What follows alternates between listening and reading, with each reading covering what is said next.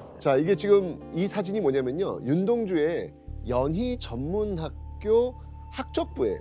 학적부. 예. 자 보세요. 보이십니까 지금? 네. 윤동주의 이름이 붉은 펜으로 쫙쫙 지어져 있고요. 그 옆에 새로운 한자가 적혀 있는 게 보이십니다. 네. 히라누마 도우주. 그러니까 윤동주가 갑작스레 창씨 개명을 한 거죠. 교수님, 윤동주는 왜 갑자기 창씨 개명을 한 거예요? 지금 저기 앞서 우리가 참회록을 우리 배우님께서 읽어주셨는데 참회는 그냥 막연히 후회하는 게 아니고 그걸 통해서 반성해서 자기를 성찰을 해서 어떻게 해야겠다는 것까지 전제가 돼 있는 용어예요.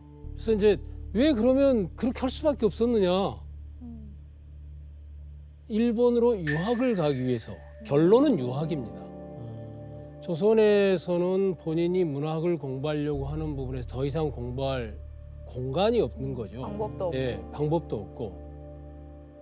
이때 윤동주가 창씨 개명까지 감행하면서 유학을 선택했던 건 훗날 더 큰 꿈을 실현하기 위한 또 다른 선택이 아니었을까. 당시에는 창씨 개명서를 제출하지 않으면 아예 일본에 가는 배를 탈 수가 없었어요. 윤동주는 마지막까지 버티다가 출국을 앞둔 직전에야 송몽규와 함께 창씨 개명서를 제출한 거였습니다. 그런데 조금 전 보았던 시 참회록. 그 참회록의 원본을 좀 보시면요. 그 윤동주의 그 복잡했던 마음을 알 수 있는 흔적이 좀 남아 있거든요.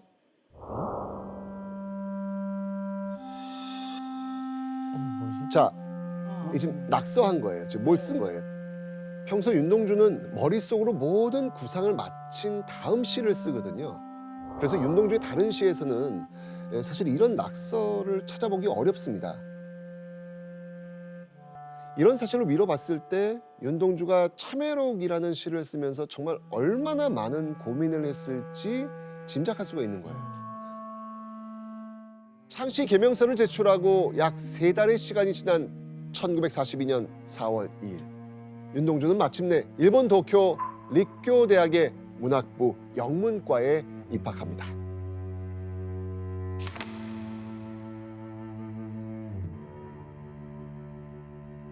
자, 일본의 중심지 도쿄에서 시작된 윤동주의 유학 생활. 순탄했을까요? 제국주의에 휩싸인 립교 대학의 분위기를 윤동주는 견디기 힘들어했습니다. 입학하자마자 전쟁 중이라는 이유로 립교 대학의 남학생들이 강제로 머리를 밀게 된 겁니다.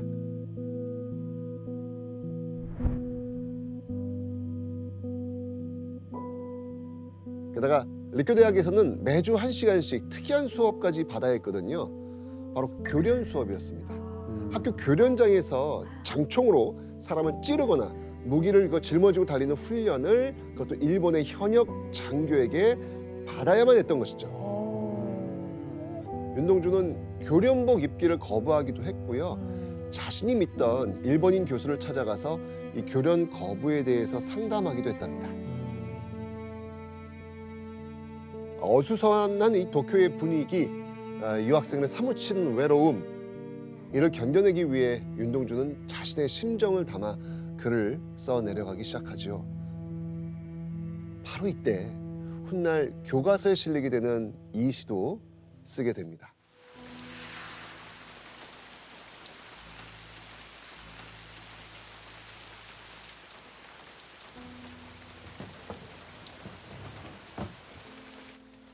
창밖에 밤비가 속살거려 육첩방은 남의 나라.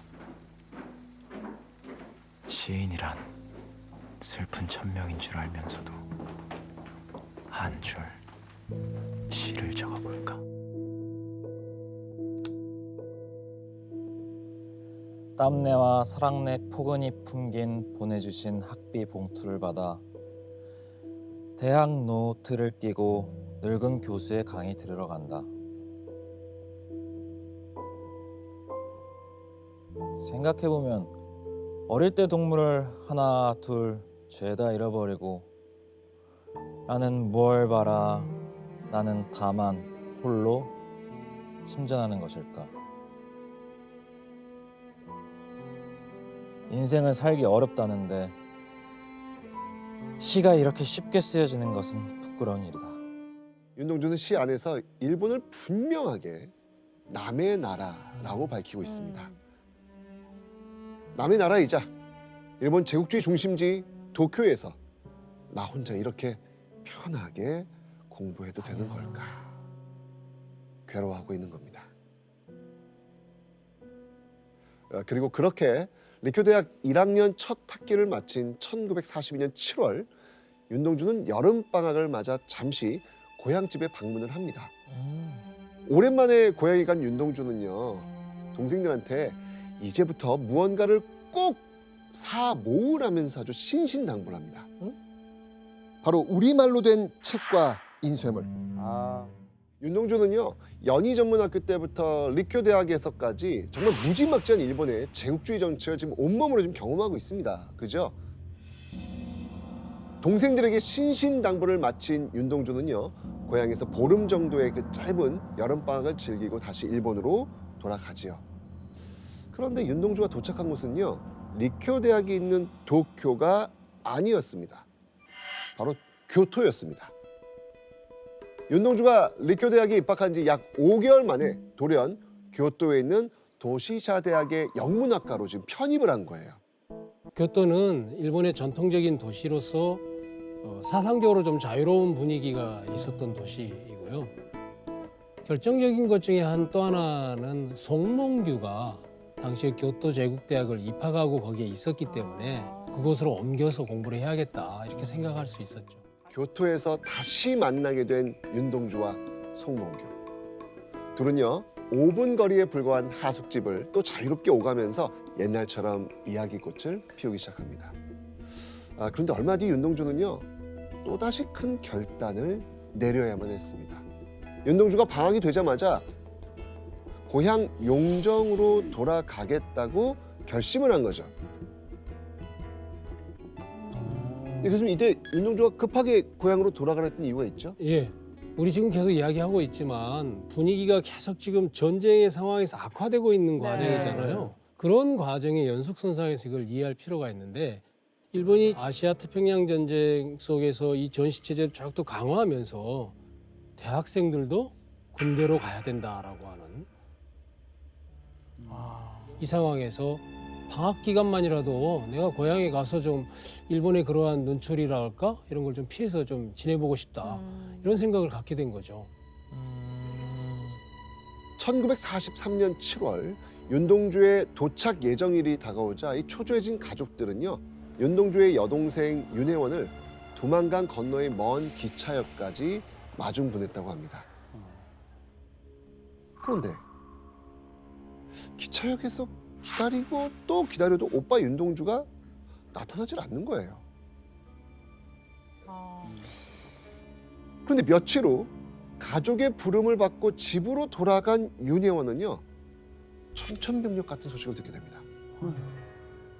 오빠 윤동주가 일본에서 일제 경찰에게 체포됐다는 겁니다. 왜요? 바로 이 사건 때문이었습니다. 조선인 학생 민족주의 그룹 사건. 사건에 얽힌 조선인 유학생은 모두 7명이었습니다. 그러니까 윤동주가 유학생활하던 일본에서 조선인 학생들끼리 모여 조선의 독립에 대해 이야기했다는 거죠.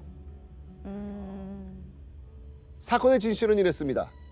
도쿄에서 외롭게 대학 생활을 이어가던 윤동주가 교토에 와서 가장 반가워하고 또 의지했던 사람이 있었죠. 누구? 송몽규. 네.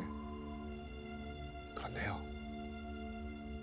사실 이때 송명규는요, 일제 경찰의 감시 대상이었거든요.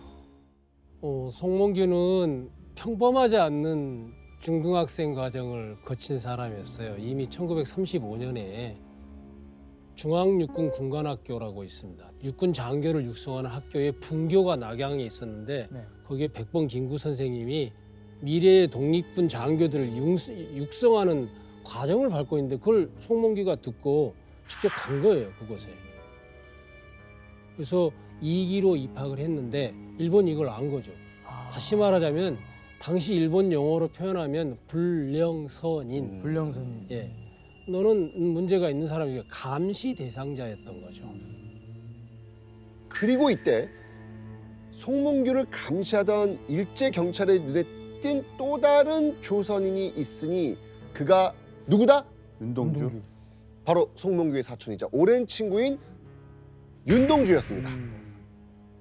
일제 경찰이 이 두 사람을 몰래 미행한 기간은요 무려 1년이나 됩니다. 와, 오래 했네. 하지만 감시당한다는 사실을 꿈에도 몰랐던 윤동주와 송몽규. 조선인 친구들과 모여 자연스럽게 나오는 얘기나 관심 있게 읽은 책 뭐였겠어요? 독립운동에 대한. 그렇죠. 독립에 관련된 얘기일 거 아닙니까? 그죠? 윤동주와 송몽규의 뒤를 몰래 밟던 일제 경찰은요. 바로 이런 대화를 빌미로 윤동주를 체포했던 겁니다.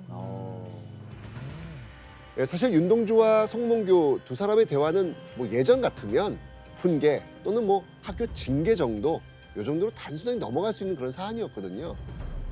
그런데 두 사람을 꼼짝없이 걸려들게 한 법이 있었습니다. 바로 이 법 때문이었죠.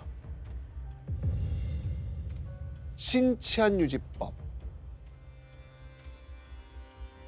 두 사람의 죄명은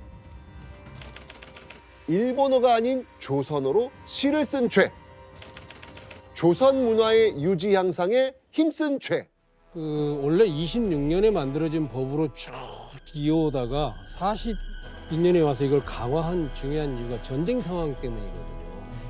침략 전쟁에서 일본이 점차적으로 폐색이 짙어지면 사람들이 반대 행동을 할 수도 있잖아요. 그렇죠. 저항이 심해지거나 태업을 한다든지 그런 과정에서 윤동주하고 송몽규도 걸려든 케이스인 거죠. 결국 윤동주와 송몽규 두 사람은요 똑같이 2년형을 선고받습니다. 그리고 나란히 후쿠오카 형무소 독방에 투옥이 됐죠.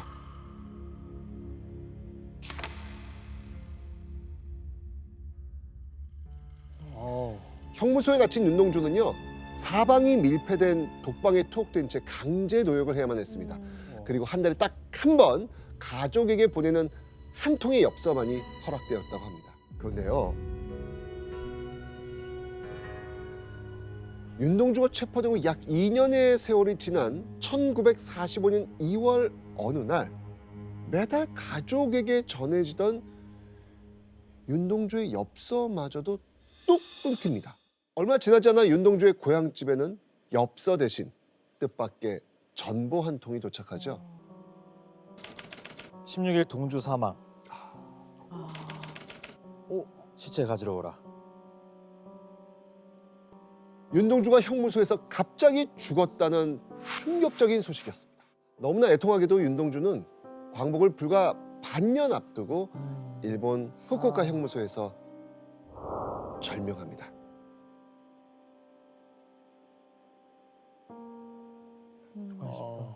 일본인 간수가 밝힌 윤동주의 사인은 뇌일혈. 건강하던 20대 청년이 수감된 지 1년 7개월 만에 뇌혈관이 터져서 절명을 했다? 뇌혈관. 가족들도 일본인 간수의 말을 뭐 그대로 믿지 않았겠죠. 그런데요, 윤동주의 죽음에 가족들의 의문을 제기한 데에는 또 다른 이유가 있었습니다. 윤동주의 시신을 수습하러 간 바로 그날 윤동주의 당숙이 면회 중 수상한 장면을 목격했기 때문입니다. 윤동주의 당숙이 목격한 상황은 이랬습니다. 그러니까 푸른 죄수복을 입은 50여 명의 조선인들이 복도에 이게 줄지어 서 있더라는 겁니다. 그 줄 끝에는 다름 아닌 시약실이 있었습니다. 결정적으로 면회 중에 송몽규가 당숙에게 충격적인 말을 건네요. 나는 안 맞겠다고 하는데 이들이 자꾸 강제로 주사를 맞게 합니다. 그러니까 일제 경찰들이 수감된 죄수들에게 이상한 주사를 맞힌다는 거예요. 근데 주사 속 약물의 정체를 아는 사람은 없어요. 그 누구도 없습니다. 에이. 그리고 주사를 맞은 전후로 꼭 암산 테스트를 시키는 거예요. 당시 암산 테스트는 새로운 약물에 대한 임상 실험을 진행할 때 부작용을 알아보는 용도로 사용되곤 했거든요. 주사 실험이 반복되는 동안 계산 능력이 차츰 떨어지게 되는데 만약 문제를 다 풀지 못하거나 틀리면 인지 능력에 문제가 생겼다고 판단한 겁니다. 수상한 주사부터 암산 테스트까지 이 말 곧 어떤 의미일까요? 일제히 생체 실험 대상이 됐을 가능성이 크다는 겁니다. 교수님, 그러면 진짜로 윤동주는 일제 생체 실험 때문에 죽은 거예요? 후쿠오카 형무소에 그 관련 물증이 현재는 남아있지 않아요. 남아있지 우선, 않겠죠. 예, 그게 소각이 됐든 아니면 의도적으로 없앴든 뭐 어떤 형태들은 남아있지 않은데 당시에 후쿠오카 형무소가 있는 그 후쿠오카에 큐슈 제국대학이 있었습니다. 근데 큐슈 제국대학은 당시에 수혈용 혈액, 전쟁 중에 부상당한 병사들에게 혈액 보급을 해줘야 되니까 네. 미군을 대상으로 바닷물을 가지고 이거를 실험해보는 테스트를 하고 있었어요. 오. 혹시 그러한 것과 같은 유사한 생체 실험을 후쿠오카 형무소의 조선인 죄수들을 대상으로 하지 않았을까 이렇게 추측은 하고 있죠. 윤동주가 사망하고 1개월 뒤 송몽규도 후쿠오카 형무소에서 사망합니다. 윤동주의 사망 원인은 아직까진 시원하게 밝혀지지 않았습니다. 윤동주의 가족들은 우여곡절 끝에 윤동주의 시신은 돌려받았지만 윤동주가 가진 소지품과 글들은 일제 경찰에 압수된 채 돌려받지 못합니다. 그렇게 윤동주의 시도 세상에서 잊혀지는 듯했습니다. 그런데요, 윤동주가 사망하고 3년의 세월이 지난 뒤 고인이 된 윤동주와 유족들의 서름을 달래줄 놀라운 일이 일어납니다. 1948년 1월 30일 윤동주 시집이 발간된 겁니다. 어디서요? 어떻게? 그 시작은요, 1941년 시집 발간에 실패하면서 사라질 뻔했던 윤동주의 육필 원고가 이곳에서 기적적으로 발견되었기 때문입니다. 광양?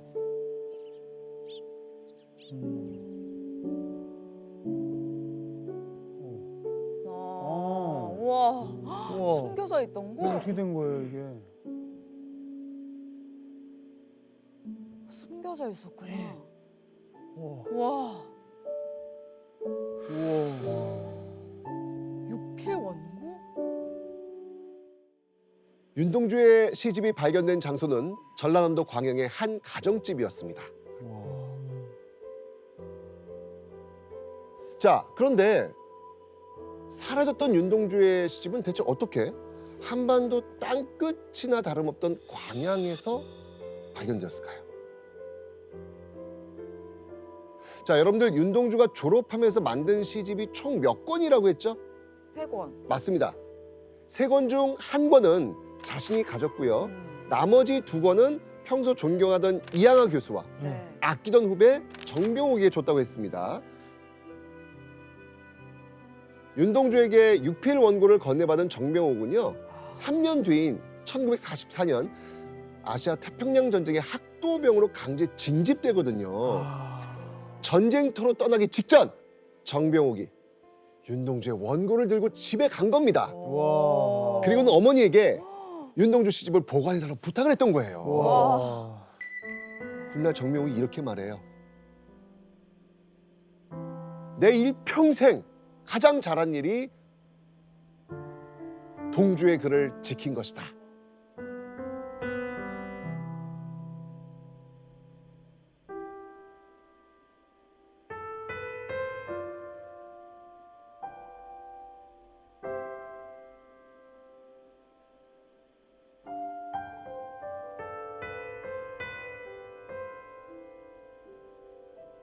자, 그리고요, 윤동주의 시를 보관하고 있었던 또 한 사람이 있었습니다. 예. 자, 진웅 씨, 그 또 한 사람이 누구죠? 제가 맡았던 강처중이라는 인물입니다. 네, 바로 이분이십니다. 아. 연전의 핀스놀 3인방이라 불리던 강처중은요. 윤동주의 시뿐만 아니고요. 윤동주가 일본으로 유학을 떠나면서 남겼던 40권이 넘는 책, 그리고 연희 전문 졸업 앨범 등을 목숨처럼 소중히 간직했다고 합니다. 너무 다행이다.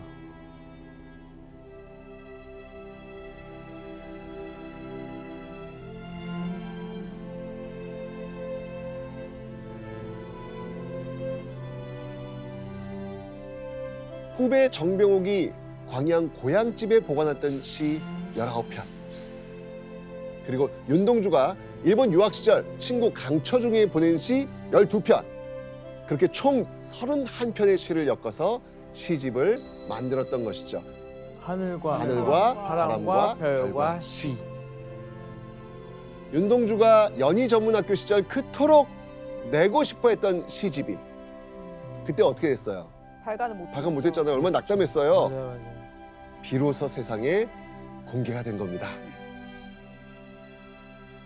윤동주의 형제 간의 우애 관계가 남달랐던 것 같아요. 다른 집안에 비해서.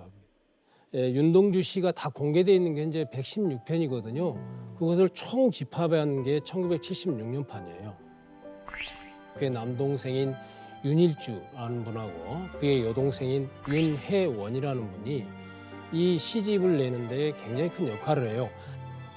그래서 그 남매가 오빠의 형을 기억하는 의미에서 그 시집을 낸 게 오늘날까지 우리에게 남아있는 게 아니냐 싶습니다.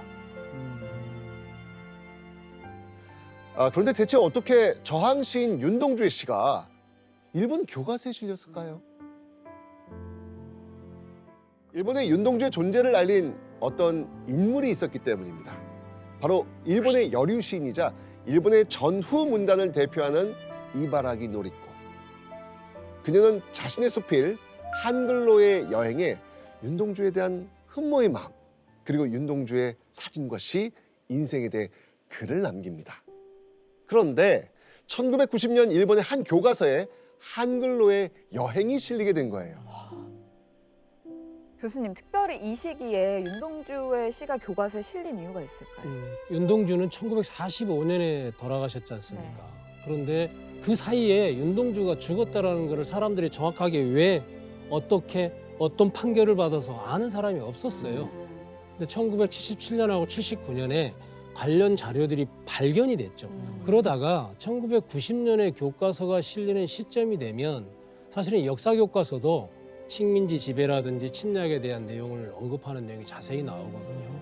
그러한 분위기, 시대적 분위기 연장선상에서 일본의 고등학교 국어 교과서에 윤동주의 작품에 관련된 소개글이 실리고 작품이 직접 실리는 이유도 그런 일본 사회 시대 분위기하고 맞물려 있지 않을까.